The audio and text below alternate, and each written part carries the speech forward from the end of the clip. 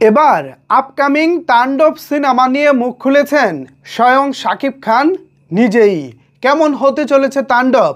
দর্শকদের মনের মতো হবে তো? কারণ আমরা তো ইদানিং বরবাদ সিনেমা দেখার পর অন্য কোনো সিনেমা কল্পনাও করতে পারতেছি না। ঠিক সেই সময় তাণ্ডব আসলে কেমন হতে চলেছে? বরবাদ থেকে ভালো কিছু হবে তো? তাছাড়া তাণ্ডবের বাজেটই বা কেমন? এই সব বিষয় নিয়ে আজকে গণমাধ্যমের সাথে কথা বলেছেন স্বয়ং শাকিব খান নিজেই। তো কি বলেছেন তিনি, চলেন বিস্তারিত আলোচনা করি আজকের এই ভিডিওতে। আপনাদের সাথে রয়েছি আমি ওয়াসিম। ভিউয়ার্স, আমি সরাসরি শাকিব খানের বলা কথাগুলো আপনাদেরকে শোনাতে চাই। সাক্ষাৎকারটা ভিডিও না, তিনি অডিও আকারেই দিয়েছেন, মানে পত্রিকায় যেমনটা সাক্ষাৎকার দিয়ে থাকেন তেমনই।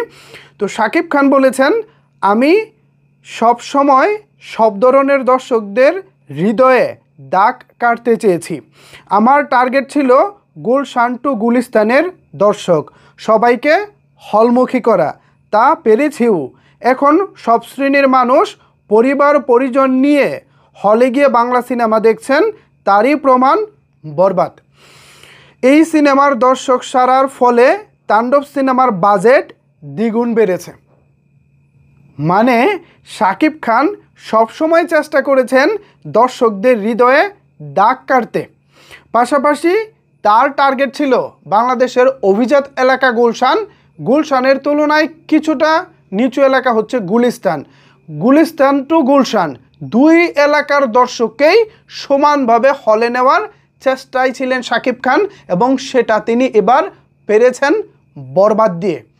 একেবারে লোয়ার ক্লাস থেকে আপার ক্লাস সব শ্রেণীর দর্শক কিন্তু বরবাদ দেখার জন্য হলে গিয়েছেন। তো এই যে বরবাদ দেখার জন্য সবাই হলে যাচ্ছেন, তার মানে তো বরবাদ অনেক বেশি সাফল্য পাচ্ছে।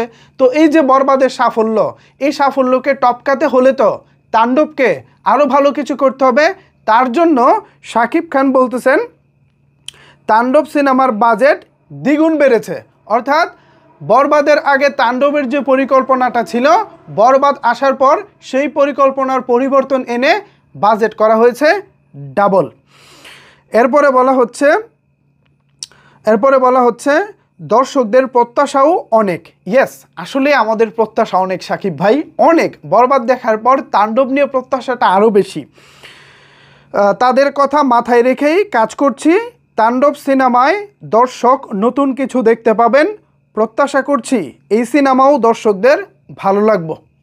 শাকিব খান দারুণ দারুণ। অনেক দিন পরে শাকিব ভাইয়ের পরিপূর্ণ একটি সাক্ষাৎকার পেলাম, এবং সেই সাক্ষাৎকারের চুমক অংশ আপনাদের সামনে তুলে ধরেছি। কারণ একটি সাক্ষাৎকার তো বড় থাকে, সব বিষয় নিয়ে আসতে হয় না, কিছু কিছু গুরুত্বপূর্ণ যে বিষয়গুলো থাকে সেগুলো সামনে নিয়ে আসলেই এনাফ। সো সেই বিষয়গুলোই সামনে নিয়ে এসেছি।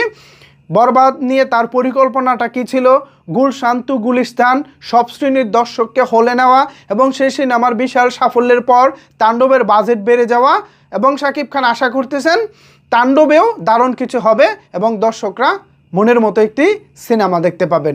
তো এই ছিল শাকিব খানের তাণ্ডব নিয়ে পরিকল্পনা এবং মতামত বা তার অবস্থান। এখন এই বিষয়ে আপনাদের মতামত কি জানিয়ে ফেলুন নিচের কমেন্ট বক্সে। ধন্যবাদ সবাইকে এতক্ষণ আমার সাথে থাকার জন্য।